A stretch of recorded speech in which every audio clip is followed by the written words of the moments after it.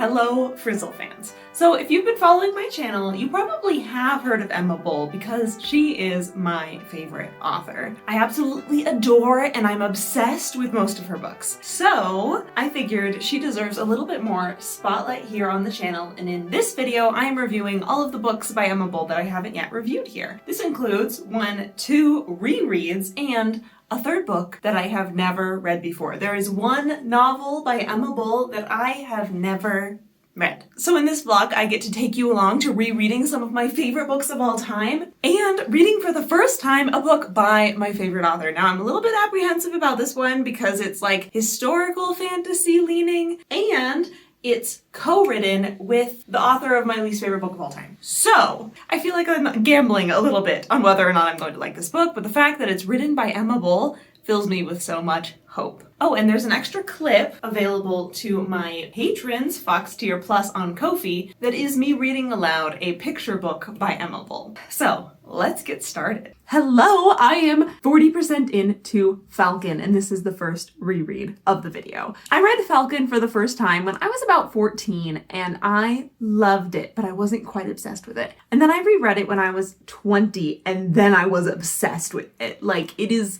such a masterpiece. And now rereading it years after that, like, I forgot how good this book is, and I am so glad that this book is so good because I am needing a 5-star at this point in my reading journey. I haven't had one for like a solid 7 weeks, and that is unacceptably too long, and I am in the slumps, but this book is saving me. So, what is it about? This book follows a young man named Nicky, and he is second in line for the throne for this Welsh-ish planet. It's sci-fi, but in the very subtle way of like neon noir, where there's like mentions of spaceships and intergalactic politics, and there's a little bit of futuristic technology, but it's very subtle. It's a very enclosed kind of story for part 1, which I've just finished. Part 2, we'll talk about next, because that's very different. And Nicky has grown up with politics all of his life, but he doesn't want politics. He wants to run away, go to college on another planet, become a spaceship pilot, and then he sees his country, his city, start to fall apart as there starts to be some bad political actions that starts inciting riots, that starts up kind of these stirrings of a revolution brimming. And all of his life, he's been avoiding the politics. He doesn't want that life. He can just bow out. It's fine.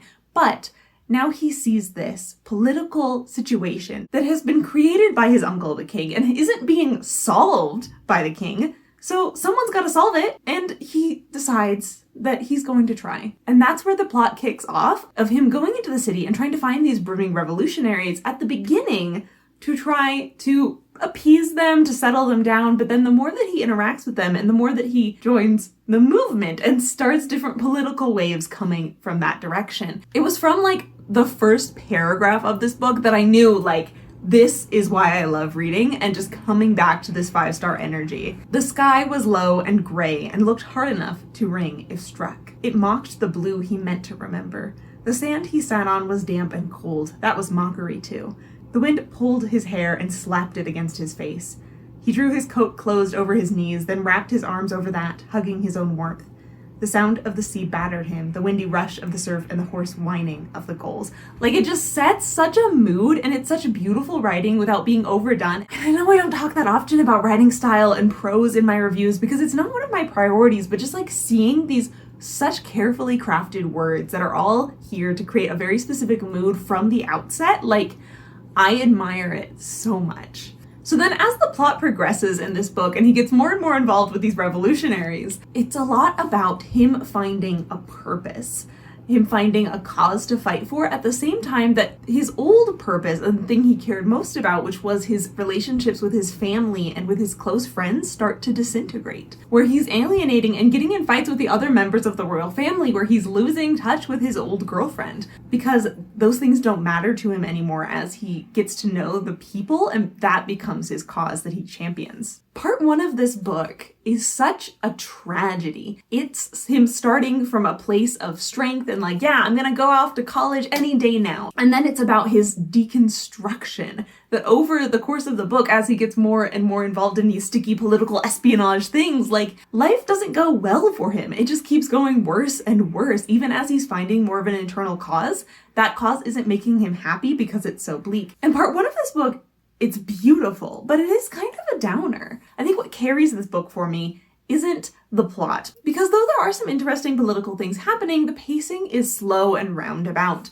But what carries this book for me is this character study of our protagonist, Nicky. That as he's being deconstructed, we get to learn who he is and why he's so compelling. He's so analytical and good at planning things, good at mind games, good at manipulation. And his heart is that he cares so deeply about doing the right thing. He's not loyal to his country. He's loyal to his people and the idea of the country. He's loyal to the idea of doing the right thing for the people and making that happen, even if it's inconvenient to him or even if it's technically treason against his family. So I am loving this book just as much as the last time I read it, if not more so. And I am so excited for part 2, because if part 1, the first half of this book, is the deconstruction of this character, part 2 is where we get to get a reconstruction. And I'll tell you about that next.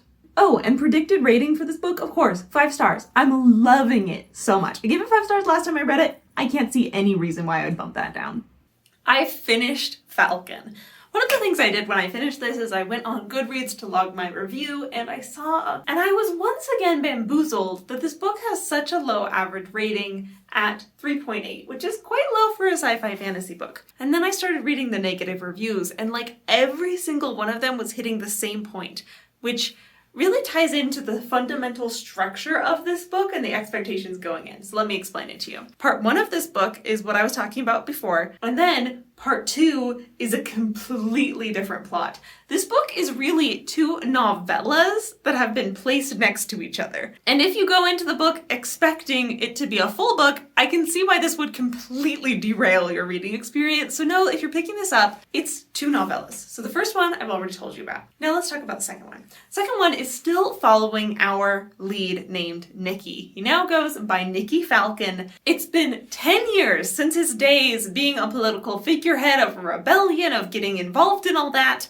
and now he's living a completely different life. So this book really does feel like 2 novellas that are in a series. They're following the same main character. The events of the 2 do influence the other parts, and you don't get a complete reading experience just reading one of the parts, but they are 2 distinct halves. So, where is he 10 years later? He has become a spaceship pilot. And not any spaceship pilot, but a cyborg spaceship pilot. And through this, he has become the best pilot in the galaxy. In this world, spaceships teleport around, and that's how you get across the galaxy. And the typical spaceship does this through lots of number crunching, and it takes forever, and it's inefficient and difficult. But if you throw in a cyborg pilot into the mix, you can get some human intuitions. So instead of doing the teleportation just by all the numbers and math, you can throw in a human and kind of do it based on vibes supported by math, which yes, is more dangerous, but is also way more efficient and faster. Getting these cyborg implants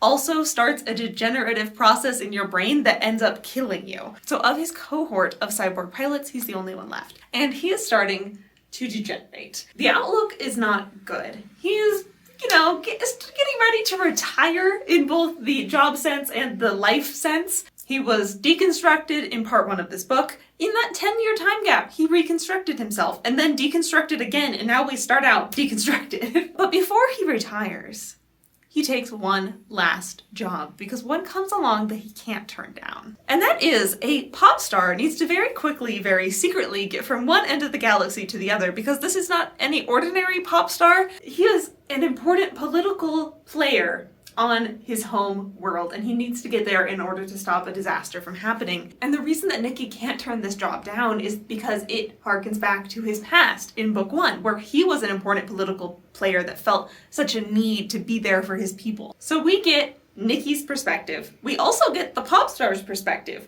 And we also get the secret agent that is hunting them. Because there's a secret agent who is tasked with stopping this pop star from getting across the galaxy.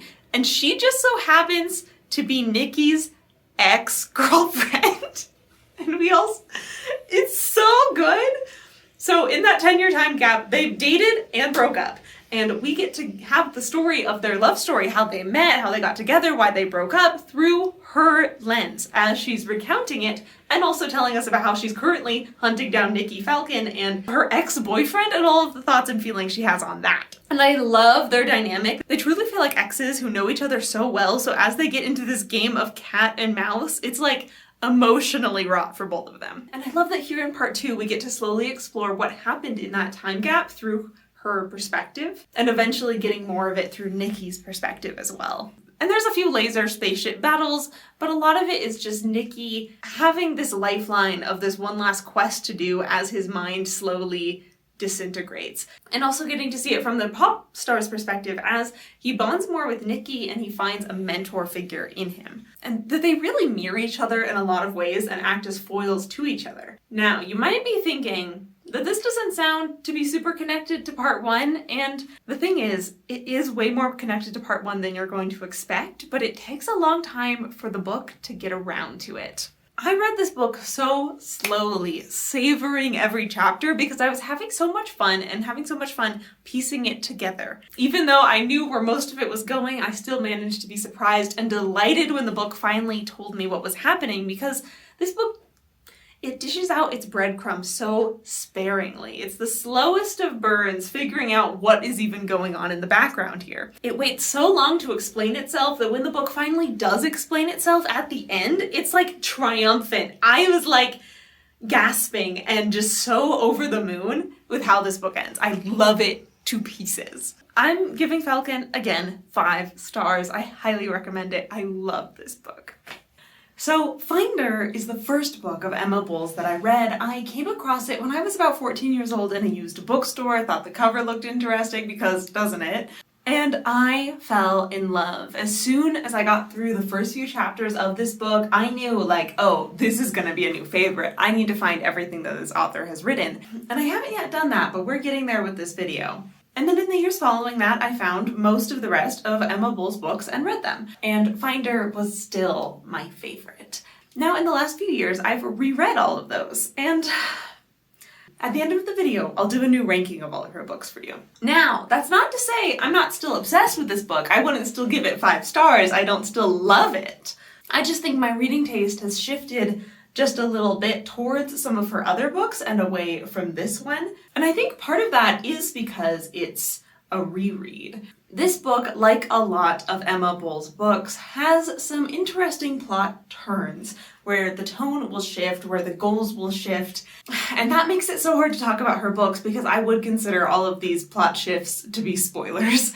Because where you think the book is going at the very beginning is rarely where the book actually ends up going. And I think being along for that ride, not knowing where it's going, can be so fun.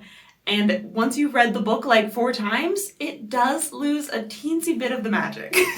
The setting of Finder is kind of interesting. It takes place in Border Town, which is a town on the border between the human world and the Fae elf world. And there are quite a lot of novels and short stories set in Border Town by a collection of authors. There's an entire series of short stories that take place in Border Town. And I've read all of those and I've loved them to varying degrees. I'm not a super big short story person, but they are fun. And I absolutely love the magic of this setting, where it's really a place where it seems like the entire project was to explore this place of rebellion, of the wilds, where both the humans are running away to Border Town and the teenage rebels of the elves are running away to Border Town, and then they're creating a new melting pot culture between them. It's a town where sometimes magic will work and sometimes your motorcycle engine will start, and everything's a little unpredictable and wild. So in Border Town, we are following a human young man, older teens, young 20s-ish. He ran away from the normal world because he isn't quite normal and didn't fit in there. He has a magic power to find lost objects. More about that later. And in Border Town, he's taken on the job of finding lost objects for people and also taken on the name Orient. Orient is just living his life finding lost gizmos and gadgets for people when he's approached by a cop named Sunny. She's a detective on this murder case that's connected to a larger drug ring, and she is desperate to find this drug lord.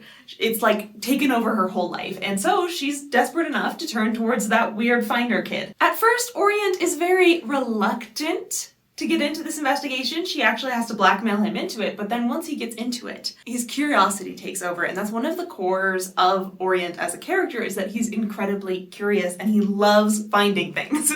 Like, it's not just that he has this magic power, he also gets great fulfillment out of finding things. He gets great fulfillment out of knowing things and finding things out. He's just like an incredibly curious person. And though it does constantly lead him to trouble, he can't stop. So then once he gets into this investigation, even though it's really dangerous, he keeps getting in more because now he wants to find this drug lord. And I love this buddy cop dynamic that they form where our detective Sonny is so jaded and driven and passionate and a workaholic, and he is like trying to be cool and pretend like he doesn't care, but really cares so much about finding the answers now that he's working on the questions. And they're both wrestling with different ideas of guilt in their past and also bond over that, where he doesn't have the most lawful past back in the world that he ran away from, and she's feeling all the guilt of all the things that she should be doing as a cop and is falling short. So those are our leads, but we also have this awesome cast of side characters, and part of that is also because this has spawned out of that interconnected universe written by a bunch of different authors. And lots of those characters do have stories of their own that you can go read,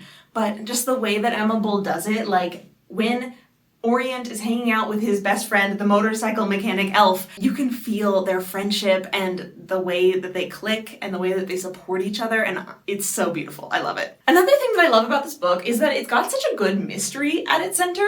Like, they're trying to get to the bottom of this drug ring, and it gives you fair clues along the way. It reveals the answer at the end. It acts really as a fair play murder mystery where, yes, maybe it isn't the full focus of this book, but there is that plot engine at the base of it for the people who want that. One of the things that I love is how the mystery intertwines with Orient's finding magic, where he can find specific things, but not like really generalized things. So he can't just magically find the person who's behind all of this, but he can find specific objects and clues that they already know exist. So it's a lot of clever police work where they have to get specific enough that his power can help them out. So there's a lot of footwork being done along the way. So while this finding ability is a really nice tool as part of the investigation, it doesn't feel OP and making the investigation lose stakes and interest, you know? Now, as this entire investigation is going on, other things are shifting and happening in Bordertown, where it's exploring the racial politics of the town, of humans versus elves, because this has always been a friction point in these communities, and it's coming to the boiling point in this book. And it's around this topic that the book has its plot turn, where the pace kind of slows down and stretches out until it's stretching your nerves apart, where it makes you get on the edge in a very creeping way as it explores things that you would never expect from the original premise of this book. And that's all I'm going to tell you about that, but just know that this book, it goes places. And it's going places that are emotional and thoughtful and will rip out your heart. I've cried many times at this book. So, I would give Finder 5 stars. It's still a 5-star. It's been a 5-star every single time that I have read this book. I am obsessed with it. Of all of Emma Bull's work, this, I think, is where I would most want a sequel. This is where I'm most itching and craving getting more content around these characters. I've read all their short stories, and I still need more. Because I am in love with these characters, with this world, with the way that Emma Bull writes, with all of it. She's my favorite author for a reason. So now let's get into the last book I'm reading for this video, and the last book written by Emma Bull that I have not yet read. Hey, so our third and final book I'm reading for this video is Freedom and Necessity. Now this one is so exciting because this one is not a reread. I've never read this book before. The reasons that I haven't read this book by my favorite author before are a few. First, I think it's the length. This book is like nearly 700 pages long. And that's, even for someone who reads a lot of long books, that's intimidating, especially because Emma Bull, most of her books are like 300-page zingers. They're short. And then suddenly this, I'm intimidated. Another thing that's kept me from reading this book is that it is co-written with Stephen Brust. And this is an author that I've read a smattering of books from. Here is the star rating distribution. As you can see, we've got some good 4 stars. We also have a 1 star. And that 1 star by Stephen Brust, I hate with a fiery passion and is like my least favorite book of all time. So that experience with the co-author of this book has made me even more apprehensive about picking it up, but it is time. I need to read all of the novels Emma Bull has ever written, including this one. So we are picking up Freedom and Necessity. Right now, I'm 10% in, and I have news. I have news. Let's tell you about the basic plot, and then I'll tell you about how I'm feeling about all of it. This is taking place in the mid-1800s in England, and it's told entirely through letters. Our main plot line is we have this guy named Jack, and he went swimming in a lake and then disappeared for months. Everyone thinks he's dead. Suddenly, he comes out of the lake, and he has no memory of where he's been the last few months, and he just decides kind of that because everyone already thinks he's dead, well, he might as well just take on a new name and try out being like a horse master for a while instead of the nobility that he's been born into. And then we're reading his letters as he writes his cousin saying like, hey, by the way, I'm not dead. I don't know if I should tell people. Should I or should I not? I kind of like just being this horse guy. We are also just starting to get the plot line of his former love interest, Susan, who thinks he's dead, but she also thinks that his death was suspicious and she is going out and investigating. She's dressing up as a man and interrogating his old friends to try to figure out what might have led to his death. Now, that plot sounds so interesting, but this book is so boring, slow, poorly constructed. I hate it. Let me just paint the stage for you of how boring, slow, and dense this book is. I'm reading this on my Kindle app. Kindle app has this nice feature where it predicts for you how long you have left in the book based on your average reading speed. So when I first opened up this book, it gave me the prediction of like 9 hours. Pretty typical for me for a 700-page book. But then, as I started reading this book, the time adjusted because my reading speed was adjusting to this book because it is so dense that after reading for like 20 pages, the new time estimate was 13 and a half hours. Just like add on another 4 hours to the reading time because that is how slow I've been reading this book because it is so dense, difficult to get through, difficult to parse, and there are so many pages and pages of useless details. Like I'm not against a novel made out of letters in principle. I've read some that are good. I am against when those letters are like 50% useless details. Like we got a letter from like random cousin in Ireland that was just talking about like labor struggles there for pages and pages that is irrelevant to everything else happening in the plot right now. And I'm like, do I need to know all this? Like, what? And if this book was written by anyone else, I would be giving up on it right now. I would be saying, nope, this book isn't for me. Give it 2 stars, maybe even 1 star, and move on. Like, I'm done.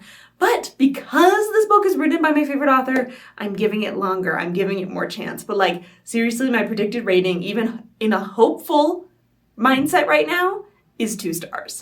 And that is so disappointing. And like, I'm interested in the plot. Like the plot of like, where was this guy for those months? Probably like somewhere in fairyland. The plot of following his former love interest as she investigates his death and starts uncovering those mysteries. Like I'm invested in the characters and I want to know where the plot goes, but the writing style is so boring, so dry, so dense that like, I can't love the reading experience on any page. And at the very beginning of the book, I was pushing through it because I was really hoping that it wouldn't be entirely in letters, but now 10% in, it's just been all letters. Occasionally broken up by an excerpt from the newspaper. And I don't think it's gonna change. I do not like the way it's being executed at all. And let's hope that things turn around because I do have a goal to not finish books that I'm not loving. So though I am willing to give this more time before I give up on it, if it does not improve, I will give up on it. So that's where we're at right now with Freedom and Necessity. Wish me luck. Hello, I am 22% into Freedom and Necessity. And I know, I just updated you at like 10%, right? But I have updates. And the update is, I'm kind of loving this book now, which has been such a turnaround. Like, ridiculously so. Now, there's still a lot of parts of this book that I don't love, but there's also some parts now that I am loving, and mostly it's that I feel like I've finally gotten into the plot. We're still following our main guy, Jack, who's faked his death and is on the run. His former love interest, Susan, who is investigating his shady past that might have led up to this death. And their 2 plot lines have finally intersected and met. And they had a confrontation where she was all mad at him and he was all mad at her, and they had even more spiteful and everything's even more messy and drama-filled, and I'm like so invested in where their plotline goes. We've also had more development of the plotline of two of their mutual friends who are also in a relationship together and also investigating this whole snaggle. And I really love all four of these protagonists. And I love that in addition to the letters that they've been sending back and forth to each other, we've also started getting some of their journal entries, which definitely gives us more insight, and I like that perspective more than just a letter. The amount of passages that are long and irrelevant to the plot and very boring has also decreased, which I think has increased my enjoyment more than any other factor. Now, there are still some. I will particularly point to the long pages and pages of impossible to follow philosophical rhetoric in some of these chapters, and I'll also point to the list of several pages of just boat names, none of which were relevant to the plot, and other things like that still happen, but they're happening less than the first 10% of the book, and we're getting more plot and we're getting more internal character perspective as we get journals and more intimate letters. And the book definitely feels like it now has a direction, and I like the direction it's going, and I'm really loving following it. I'm just also apprehensive that maybe the bad things about this book will come back or get worse, or I don't know. But optimistically, I'd honestly give this book like 4 stars right now. I know, just like 10% ago, I was considering 1 star. Now I'm considering 4 stars, maybe even 5 stars. I don't know. It depends. Like right now, 4 stars, but I could see it. I could see it becoming 5. So I did not think that's what this next update was going to be at all. But that's how I'm feeling about this book now. Like, it's really growing on me.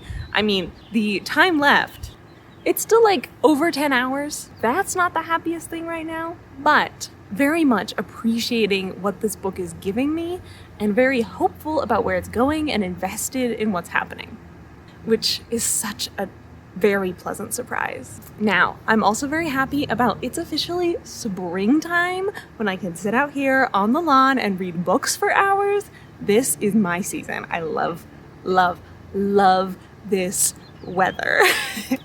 So this is where you're going to find me for the next several weeks, until it becomes too hot to sit out here for hours, of course, but we got a few weeks of perfect weather. Oh, and I totally forgot one last update. I had no expectation that this book would suddenly get good, or that my opinions on it would suddenly change. But you know what?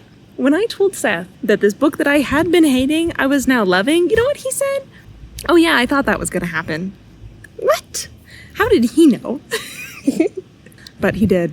And if I had had a little bit more faith in my own favorite author, maybe I would have too. I am 72% into Freedom and Necessity, and we have gone through some ups and some downs. You saw the beginning. I was not liking this book, and then I was kind of loving this book, and now I've gone through so many hundreds of pages of this book, and I've gone through many more ups and downs. I think the biggest down is just how long and wordy and bloated this book is. Let me explain this to you in a very practical numbers way. At the pace that I've been reading this book, through all the data I've given my Kindle app, it tells me that overall it's going to take me about 15 hours to read the entirety of this book. With my normal reading pace, I could read a 1,200 page book in 15 hours. This book is under 700 pages, and yet it's taking me that long because it's just so dense. Ooh, it's just started raining here. You can probably hear that hitting the window.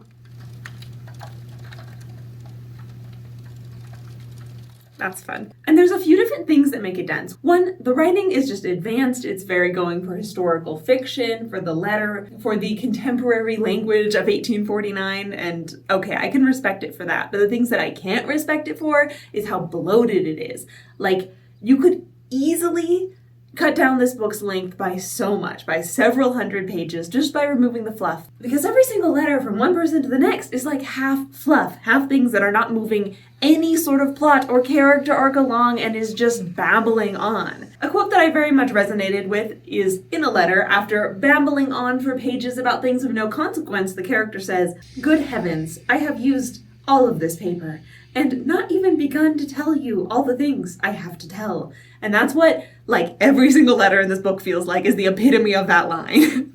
Another thing that makes this book so dense is just the reveals aren't explained well. From my experience with these two authors, I know that they do exposition very lightly, very carefully, and I admire it in them separately, but I think their combinedness is too much. For Emma Bull, she will often postpone the reveals until they can have the greatest emotional impact. So they don't always come exactly when you want the information, but they'll come when you need the information to rip out your heart. And I really admire her books for keeping their cards close to the chest and trusting that the reader will get it eventually.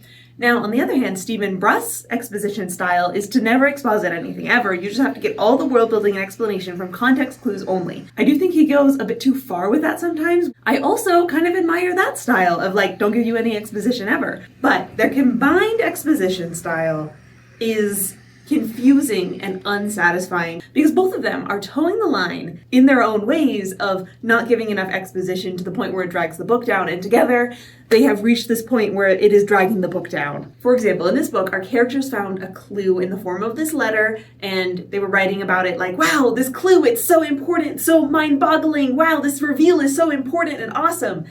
And then the book gives you the letter, so you get to read the thing that they just read. I read it and I was like, what? What's this reveal? Like, I didn't get it. I'm too stupid for this book. Its exposition is so subtle and practically non-existent at points that, like, there was a major reveal and I didn't understand what the reveal was. And then finally, like literally 100 pages later, they spell out for us what that reveal was. So we do get it eventually, but like, I could see it being more satisfying on a reread, but it's just real dense, real confusing, real hard to follow, and I am annoyed and frustrated and disappointed. Now, those are my downs. I have had some ups where I really like the way that this book does interpersonal relationships, where we have this budding romance between two of our leads, and I really enjoyed following all of those interactions.